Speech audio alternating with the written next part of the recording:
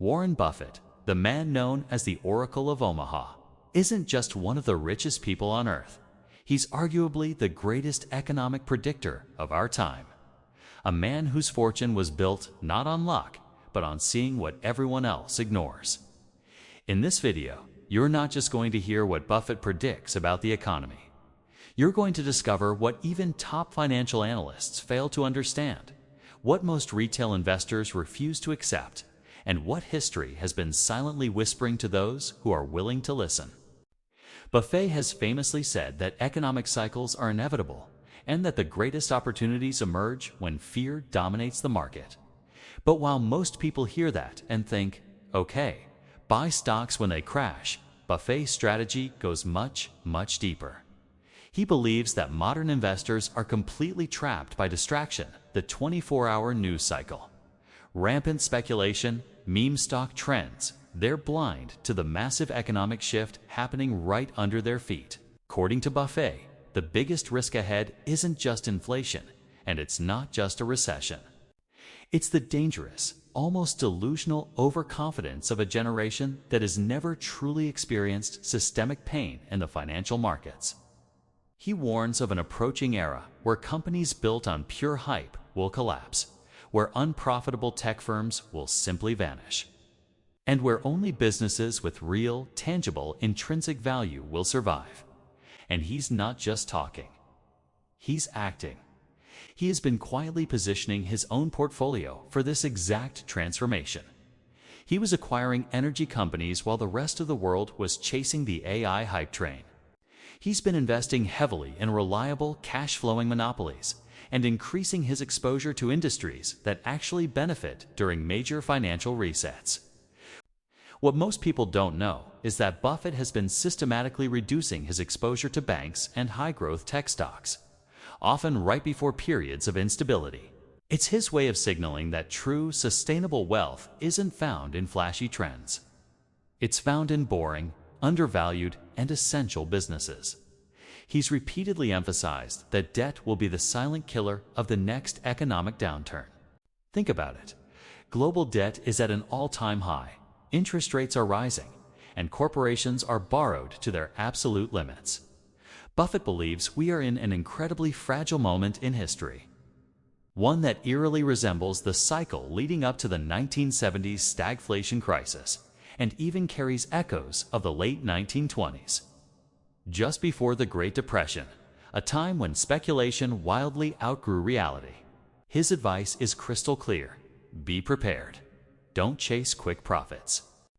Instead, focus on protecting your purchasing power and positioning your capital in assets that, in his words, you would be happy to own if the market shut down for 10 years. That line isn't just a philosophical, musing it is his core economic survival strategy. In a world fueled by volatility, Buffett teaches that patience is the new wealth multiplier. And here's something almost nobody ever mentions. Buffett predicts that inflation will remain embedded in our economy for much longer than the experts expect. This will force governments to continue printing money, which will systematically devalue our currency over time. He believes that consumers will experience a slow, grinding erosion of their purchasing power, very similar to what happened in post-war America. So, how do you survive it? According to Buffett, you don't invest in what's trending. You invest in what can withstand decades of uncertainty. This means essential goods providers, energy producers, businesses with unshakable market dominance, and, crucially, holding cash to be able to strike when panic finally sets in. This is exactly why, during the pandemic, when everyone else was buying stocks at euphoric highs, Buffett was hoarding over $100 billion in cash. It wasn't because he was afraid, it was because he was patiently waiting for the irrational to inevitably collapse. In his own words, opportunities come infrequently. When it rains gold, put out the bucket, not the thimble. The storm he sees coming isn't just another recession, it's a fundamental reset. And only those who understand long-term value will emerge stronger on the other side. So, before we continue, I want to ask you right now, drop your thoughts in the comments below. Do you think the economy is heading toward a collapse or a transformation? Are you prepared to think like Buffett when panic finally hits the streets? This is already blowing your mind if you're learning something new and powerful. Make sure you subscribe and stay till the end, because what I'm about to reveal next may change the way you think about your financial future forever. Now, let's dive deeper into the 3 specific industries Buffett is targeting for this great reset. The first one might shock you because it's an industry everyone has been told to avoid for the last decade. Buffett has been pouring billions into traditional energy, specifically oil and gas. While the world screamed green energy and ESG, Buffett quietly became one of the largest shareholders in companies like Occidental Petroleum and Chevron. Why? Because he understands a fundamental truth. The world runs on energy, not hopes, not dreams, but BTUs. He knows that the transition to green energy will be far slower and more expensive than politicians admit. In the meantime, traditional energy sources will become more valuable, not less. As underinvestment in exploration and production continues, supply will tighten. When demand remains constant or grows, prices have only one way to go: up. This is a classic Buffett move, investing in a vital, unloved sector with strong cash flows and a solid moat against competition. He's not betting against the future, he's betting on reality. He's buying the pipes and infrastructure that will fuel the world for the next 20 to 30 years, regardless of what's trending on social media.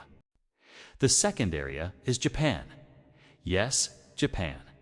A country most investors wrote off decades ago as a story of stagnation. But Buffett has invested billions into the 5 largest Japanese trading houses. These aren't tech startups. They are massive, centuries-old conglomerates that are deeply embedded in the global supply chain. They deal in everything from energy and minerals to food and textiles. So what does Buffett see that no one else does?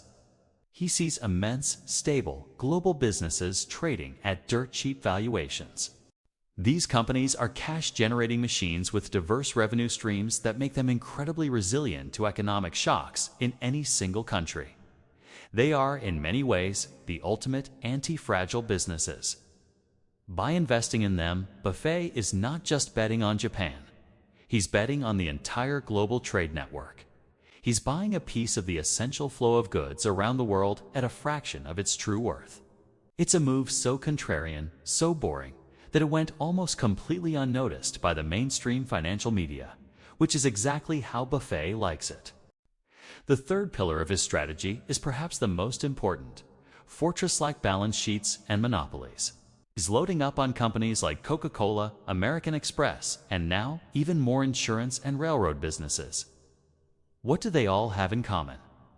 They have what Buffett calls an enduring moat, a sustainable competitive advantage that is nearly impossible for a competitor to breach.